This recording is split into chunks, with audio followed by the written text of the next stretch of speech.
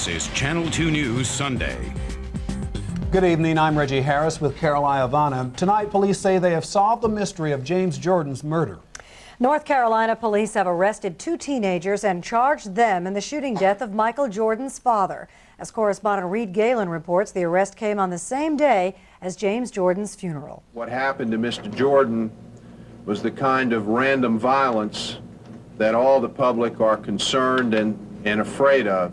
The 2 young men charged with first-degree murder allegedly shot James Jordan as he sat in his car at a rest area just off Interstate 95, then drove across the border into South Carolina, dumped the body, and drove off with Jordan's car, leaving it a few days later near Fayetteville, North Carolina. James Jordan's brother spoke exclusively with CBS News. It's still sad, but I'm very much relieved. So the mystery was solved in time for a family memorial service this afternoon at the church where James Jordan worshiped. Grief without mystery, perhaps, but not without questions. Why this father, this husband, brother, and friend? Jordan ended a visit with old family friend Azella Kemp just hours before police believe he was killed. And I said, "Are you going to drive back tonight?" And he says, "Yes." And I said, "Well, be careful." And he said, "I will." And if it had not been Michael Jordan's father, whose loved one might it have been, given what suspects Larry Demery and Daniel Green allegedly had in mind that dark night? They were at the exit trying to find a target of robbery. Detectives say the suspects apparently learned the identity of their victim from his wallet. And if they had not used the phone in Jordan's car, leaving a record of who they contacted, perhaps the case would still have been shrouded in mystery as the ashes of the man Michael Jordan often called his hero were laid to rest. Reed Galen, CBS News.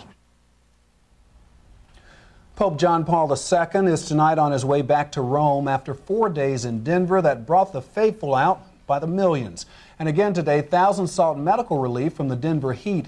Channel 2's Pat Battle is in Denver and has the latest. It was his final public address to the faithful who journeyed to this makeshift Mecca in Denver to see Pope John Paul II, and local authorities estimated the papal mass this morning was delivered before more than 500,000 people. The weakest members of society are the most at risk. The unborn, children, the sick, the handicapped, the old, the poor and unemployed. He had come to the mile-high city on a mission to energize the masses and inspire young people to remain faithful to and active in their church. And by most accounts, it was mission accomplished. We're all behind him, and that we're all caring about him, and it did help us, this World Youth Day did help us get more spiritually in touch with ourselves and our church. But the pontiff also made it a point to restate the church's staunch opposition to abortion and artificial birth control. He condemned the pedophilia scandal sweeping through the priesthood and blasted the media for its contribution to the violence in America. They had come from all over the world to hear his message and suffered the crowds, the heat, and the dust that enveloped Cherry Creek State Park for the last 2 days. Thousands were overcome by heat exhaustion, dehydration, and late last night when temperatures dropped, hypothermia. They overwhelmed the mobile hospital set up across the park. One man died of a heart attack, another suffered a seizure. And here to record all of this, the only student journalist in the country invited to Denver to cover the Pope with full press credentials. The staff of the St. Francis Prep School was excited, overwhelmed when we talked to them before we left New York, but when we got here, we found them somewhat disappointed. They just think that we're just kids, and they think that this is just fake, that we got this at some department store somewhere. Yeah, we made it up. They think that we went in, that we sat there and made our own or colored in Crayolas or something. It's World Youth Day, and we're the youth, but they're saying but we're too young, so it's crazy. Sure enough, when we went with them to try to get them through, no dice. Cameraman Rick Sanchez and I got in. The kids were stopped short. Whoa, slow down, guys. Finally, we appealed to the head of the Vatican press, Sister Mary Ann Walsh. What's the problem? They won't let us in. They keep saying that we need... Plage has been giving us a very... They got in, and we didn't.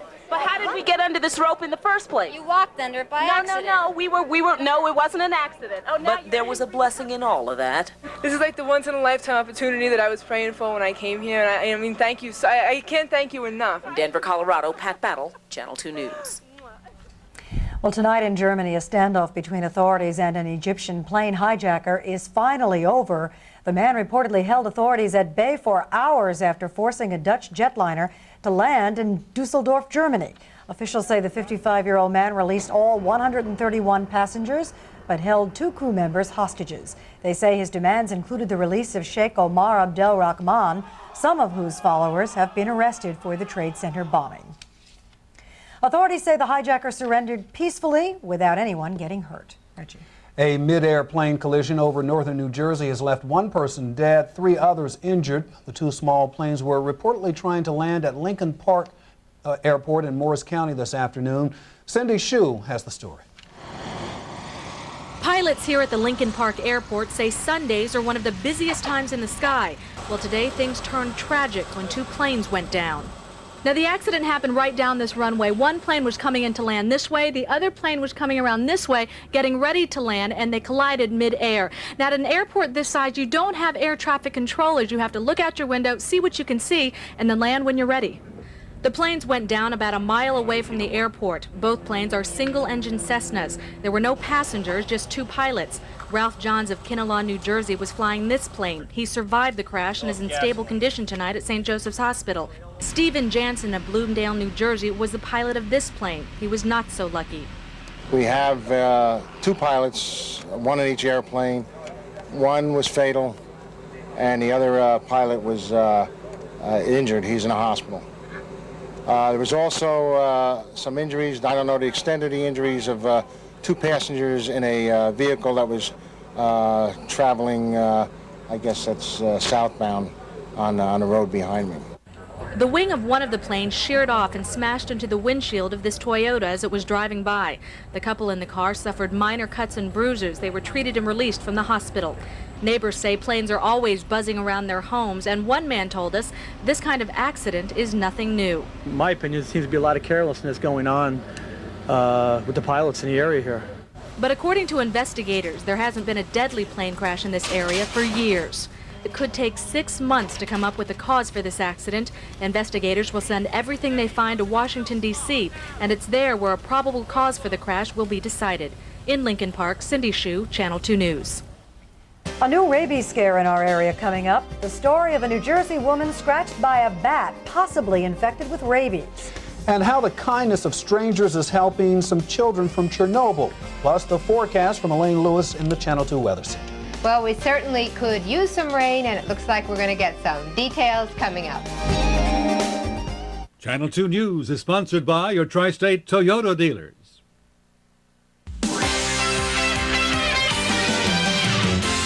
The summer Toyota-thon clearance is rolling and the dealing is hot. Squire, the summer Toyota-thon's huge inventory and record sales goal means that now is the best time to save.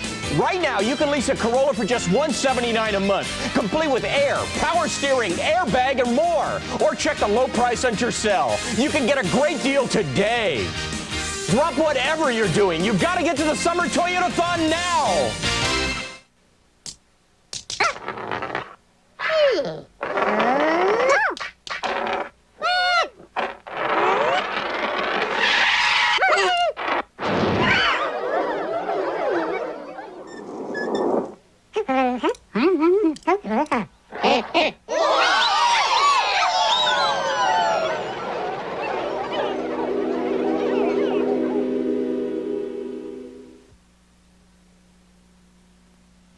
I've always wanted an apartment with a view of the park. I want a place in the country where I can grow my roses. Someplace with a feeling of neighborhood. And a school where I felt that they were safe and secure. We'd like to spend our 50th anniversary on some little island. I would like 100,000 toys. We've just lowered the monthly payments on the 1993 Chevy Lumina to fit your family budget. Sure could use a car this big. Can we afford it? It says here it's just $199 a month and only $17.75 down. It's even got air, automatic power locks. No more being squashed by the baby seat. Room for the stroller and the playpen. We need the V6. We need the stereo. At $199 a month, it's time for a change. Oh, wow. And speaking of something that needs changing. See your local Chevy Geo dealer for a great deal while they last.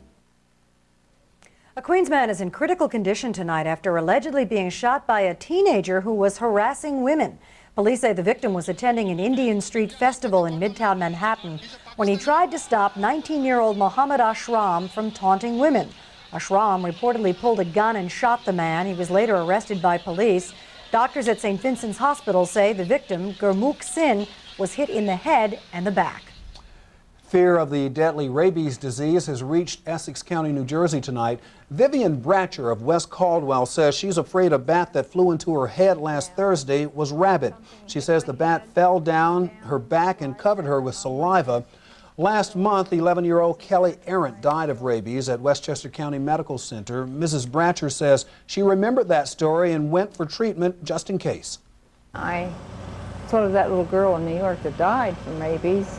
And I says, I'd rather have the shots than take a chance, because he said you only have 8 days. After 8 days, you get it, you're too late. The Board of Health is still trying to determine if the bat did in fact have rabies. Carol? Well, the asbestos count for New York City schools continues to grow tonight, as does the problem of inspecting every building before school opens. At the Operation Clean House War Room in Queens, officials say 3 more schools have been found to have asbestos. PS 133 in Brooklyn is on the list with a serious problem, and South Bronx High School and Madison High in Brooklyn are listed with less serious conditions. The School Construction Authority now concedes some schools may not be ready to open in September, but a spokesman says the asbestos mess didn't happen overnight. We're getting in at the end of a 14-year screw-up, basically, and we're trying to put the train back on the track. With less than a month to go, Operation Clean House still has nearly 800 schools to inspect. What a job. Still to come this evening, what do Catholics in our area think about the Pope's visit to America and about the things he has said? And later on, the Yankees get another boost from their captain. Rock Road has the sports when we continue.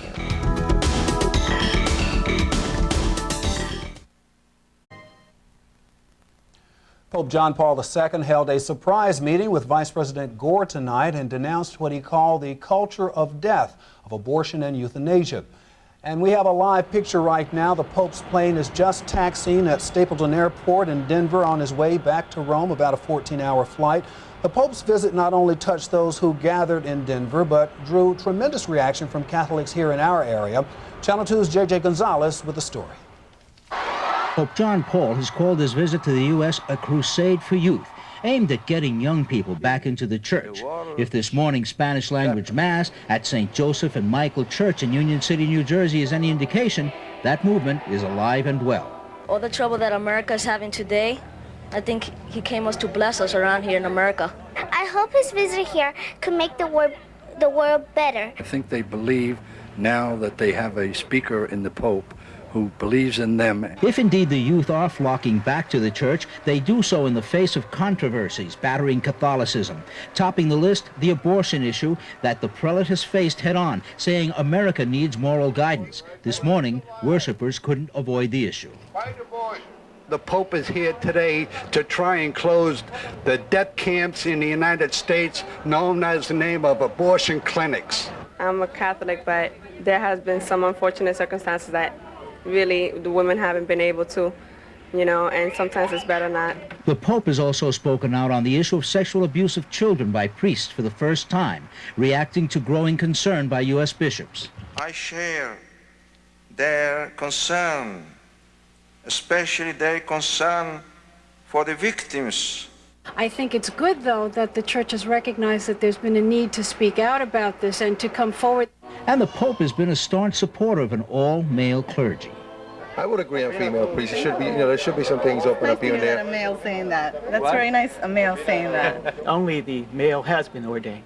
Where the Holy Spirit will lead the church in the future is always the mystery of the Spirit. The faithful point out that the Catholic Church has survived turmoils in the past and will probably survive many more. J.J. Gonzalez, Channel 2 News. On Long Island today, dozens lent a helping hand in a mission of mercy to help youngsters still recovering from the Chernobyl nuclear disaster. Volunteer pilots flew 17 Ukrainian children from Farmingdale Airport for checkups at an Ohio hospital. The kids are reported to be healthy, but because the Chernobyl area is still radioactive, it's important to get them tested. Their transportation was provided free, normal tickets costing at least $300 apiece. Kids are kids, no matter whether they're American or not. The request came to us, and actually I think these kids have had a lot of hardship in their life, and it's actually a little more gratifying to help them. The children were treated to lunch, then bused to JFK, where they flew home to the Ukraine. Pretty nice trip. Well, up next, a look at what to expect from the weather this work week. Elaine Lewis has that straight ahead.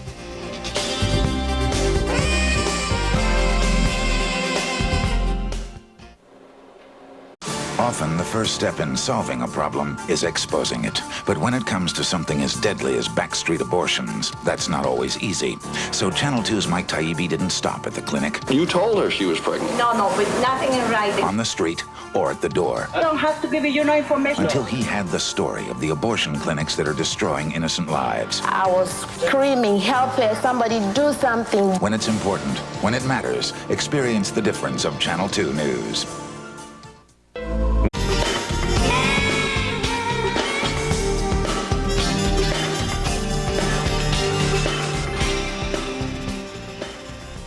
Well, Elaine Lewis joins us now. A little bit of a change. A little rain, we understand? Yes, and that's very good news. And actually, we won't have quite such a high temperature. We had 93 degrees today, and that was the 32nd time this season we've hit 90 or above. We only need to get to 39 days for a record.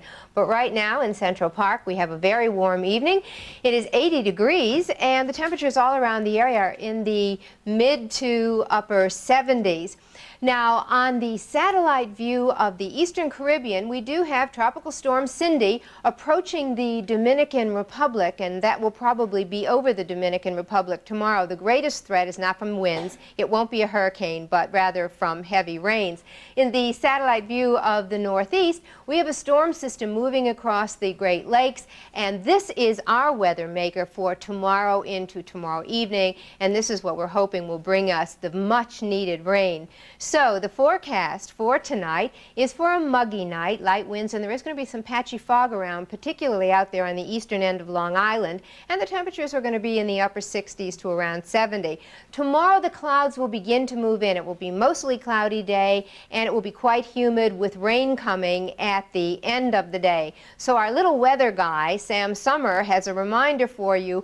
You won't need your umbrella in the morning when you go to work, but what you do want to do is remember to take it with you, because when you come home, you'll probably need it. And in the 5-day outlook, that rain should continue into Tuesday, and then maybe clear up by the evening on Tuesday, and then the rest of the week, partly cloudy conditions and temperatures about normal. We don't mind. The rain? We need it. We Okay. really need it, yeah. Thanks, Elaine. Well, still ahead, Rock Road with a Story movies are made about. A millionaire is kidnapped.